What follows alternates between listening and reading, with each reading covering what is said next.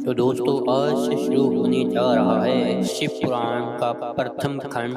तो दोस्तों आज से शुरू होने जा रहा है शिव पुराण का श्री रुद्र संहिता का प्रथम खंड। इससे पहले हमने विद्येश्वर संहिता पूर्ण कर ली है। जिसने भी नहीं देखी है वीडियो जाके देखना है। और आज से शुरू है श्री रुद्र संहिता। इसका प्रथम अध्याय है ऋषि गणों की वार्ता। मीन्स उनके बीच जो बातें हुई वो हम जानेंगे।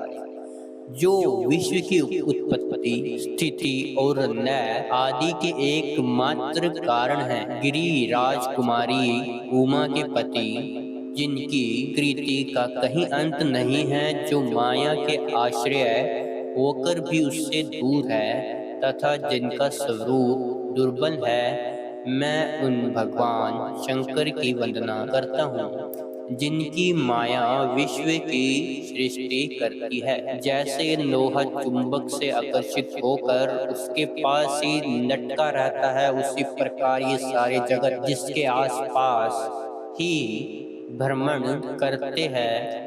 जिन्होंने इन प्रपंचों को रचने की विधि बताई है, जो सभी के भीतर अंतर्यामी रूप में विराजमान है, मैं उन भगवान शिव को नमन करता हूँ। ऋषि बोले, हे सूत जी, आप हमसे भगवान शिव व पार्वती के परम उत्तम व दिव्य स्वरूप का वर्णन कीजिए। सृष्टि की रचना से पूर्व, सृष्टि के मध्य काल व अंत काल में महेश्वर किस प्रकार व किस रूप में स्थित होते हैं। सभी लोगों का कल्याण करने वाले शिव कैसे प्रसन्न होते हैं तथा प्रसन्न होने पर अपने भक्तों को कौन कौन से उत्तम फल देते हैं। हमने सुना है कि भगवान शिव महान दयालु है। उनके अनेक भक्त और वह अपने भक्तों को कष्ट में नहीं देख सकते।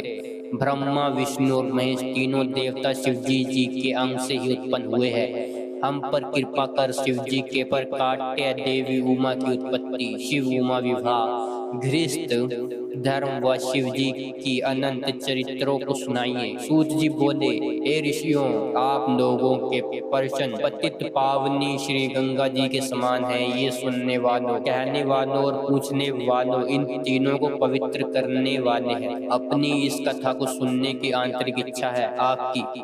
इस कथा को सुनने की आंतरिक इच्छा है, इसलिए आप धन्यवाद के पात्र है। ब्राह्मणों, भगवान शंकर का रूप साधु, राशि और तामसिक तीनों प्रकार के मनुष्यों को सदा आनंद प्रदान करने वाला है। वह मनुष्य जिनके मन में कोई तृष्णा नहीं है, जैसे जैसे ऐसे ऐसे महात्मा पुरुष भगवान शिव के गुणों का ज्ञान करते हैं, क्योंकि शिव की भक्ति मन और कानों को प्रिय लगने वाली है और संपूर्ण मनोरथों को देने वाली है। हे ऋषियों, मैं आपके प्रश्नों के अनुसार ही शिव के चरित्र का वर्णन करता हूँ। आप उसे आदर पूर्वक श्रवण करें। आपके प्रश्नों के अनुसार ही नारद जी ने अपने पिता ब्रह्मा जी से यही प्रश्न किया था। तब ब्रह्मा जी ने प्रसन्न होकर शिव चरित्र सुनाया था। उसी संवाद को मैं तुमसे सुनाता हूँ, क्योंकि उस संवाद में भवसागर से मुक्त करने वाले गौरीश की अनेकों आश्चर्यमय लीलाओं का वर्णन है। अब दोस्तों यहीं से हमारा दूसरा अध्याय भी शुरू होता है, जिसका नाम है नारद जी की काम वासना। सूत जी बोले, हे ऋषियों, एक समय था जब ब्रह्मा पुत्र नारद जी हिमालय पर्वत की एक गुफा में बहुत दिनों से तपस्या कर रहे थे। उन्होंने दृढ़ता पूर्वक समाधि लगाई थी और तप करने लगे थे। उनके उग्र तप का समाचार पाकर देवराज इंद्र कांप उठे। उन्होंने सोचा कि नारद मुनि मेरे स्वर्गलोक के राज्य को छीनना चाहते हैं। यह ख्याल आते ही इंद्र ने उनकी तपस्या को विघ्न डालने की कोशिश की। उन्होंने कामदेव को बुलाया और उनसे कहा, हे कामदेव, तुम मेरे परम मित्र व हितैषी हो। नारद हिमाचल पर्वत की गुफा में बैठकर तपस्या कर रहा है। कहीं ऐसा न हो कि वह वरदान में ब्रह्मा जी से मेरा स्वर्ग का राज्य ही मांग बैठे। अब तुम वहां जाकर उसका तप भंग कर दो। यह आज्ञा पाकर कामदेव वसंत को साथ ले बड़े गर्व से उस स्थान पर गए और उनकी सारी कलाएं रच डाली। कामदेव और वसंत के बहुत प्रयत्न करने पर भी नारद मुनि के मन में कोई विचार उत्पन्न नहीं हुआ। महादेव जी के अनुग्रह से उन दोनों का गर्व चूर्ण हो गया। ऐसा इसलिए हुआ क्योंकि महादेव जी की कृपा से नारद मुनि पर कामदेव का कोई प्रभाव नहीं पड़ा। पहले उस आश्रम में भगवान शिव ने भी तपस्या की थी। उसी स्थान पर उन्होंने ऋषि मुनियों की तपस्या का नाश करने वाले कामदेव को भस्म कर डाला था। कामदेव को भस्म देखकर उनकी पत्नी रति ने बिनखनकते हुए भगवान शंकर से उन्हें जीवित करने की प्रार्थना की तथा सभी देवता भी शिव जी से प्रार्थना करने लगे। तो भगवान महादेव जी ने कहा कि कुछ समय पश्चात कामदेव स्वयं जीवित हो जाएंगे, किंतु इस स्थान पर और इसके आसपास जहाँ तक भस्म दिखाई देती है वहाँ तक की पृथ्वी पर कामदेव की माया और कामवाण का कोई भी प्रभाव नहीं पड़ेगा। इस प्रकार उस स्थान से कामदेव लज्जित होकर वापस लौट आया। देवराज इंद्र ने जब यह सुना कि नारद जी पर कामदेव का कोई प्रभाव नहीं पड़ा तो उन्होंने नारद जी की खूब प्रशंसा की। भगवान शिव की माया के कारण वे भूल गए थे कि शिव जी के शाप के कारण उस स्थान पर कामदेव की माया नहीं चल सकती। नारद जी भगवान शिव की कृपा से बहुत समय तक तपस्या करते रहे और तप को पूर्ण हुआ समझकर नारद जी उठे तो उन्हें कामदेव पर विजय प्राप्त करने का ध्यान आया। तब उन्हें मन ही मन इस बात का घमंड हुआ कि उन्होंने कामदेव पर विजय प्राप्त कर ली है। इस प्रकार अभिमान में उनका ज्ञान नष्ट हो गया। वह यह समझ नहीं सके कि कामदेव के पराजित होने में भगवान शंकर जी की ही माया थी। तब वह अपनी काम विजय की कथा सुनाने के लिए शीघ्र ही कैलाश पर्वत पर जा पहुंचे और भगवान शिव को नमस्कार करके अपनी तपस्या की सफलता का समाचार व कामदेव पर विजय प्राप्त करने का समाचार क्या सुनाया।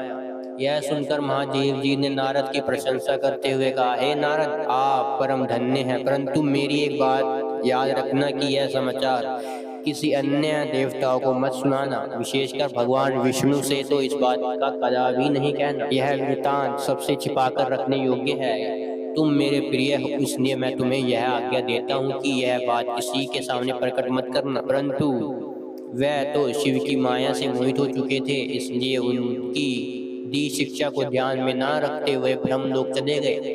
वहाँ ब्रह्मा जी को नमस्कार कर बोले, मैंने अपने तपोबल से कामदेव को जीत लिया है। यह सुनकर ब्रह्मा जी भगवान शिव के चरणों का चिंतन करके सारा कारण जान लिया तथा अपने पुत्र नारद को यह सब किया और से कहने के लिए मना कर दिया। नारद के मन में अभिमान के अंक उत्पन्न हो गए थे, जिसके फलस्वरूप उनकी बुद्धि नष्ट हो गई थी। वह तो तुरंत विष्णु लोक पहुंचकर भगवान विष्णु को यह सारा किस्सा सुनाना चाहते थे। अंत शीघ्र ही वह ब्रह्मलोक से चल दिए। नारद मुनि को आते देखकर भगवान विष्णु सिंहासन से उठ खड़े हुए।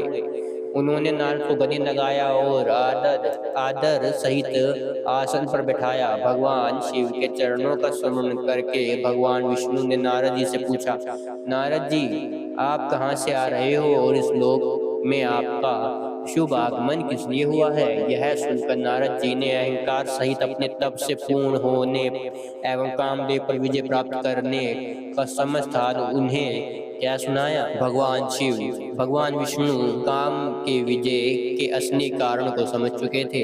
वह नारद जी से बोले, हे नारद जी, आपकी कृति एवं निर्बल बुद्धि धन्य है। काम, क्रोध, लोभ, मोह उन मनुष्यों को पीड़ित करते हैं जो भक्तिहीन हैं। आप तो ज्ञान वैराग्य से मुक्त एवं ब्रह्मचारी है, फिर भला यह काम आपका क्या बिगाड़ सकता है था। देव ऋषि नारद बोले, हे भगवान, यह सब आपकी कृपा का ही फल है। आपकी कृपा के आगे कामदेव की क्या समर्थ है जो मेरा कुछ बिगाड़ सके। मैं तो सदा ही निर्भय हूँ। इतना कहकर नारद जी विष्णु भगवान को नमस्कार कर वहां से चल दी। आज के लिए इतना ही दोस्तों। आप नए हो तो सब्सक्राइब लाइक करना है वीडियो को और चैनल को सब्सक्राइब करना है।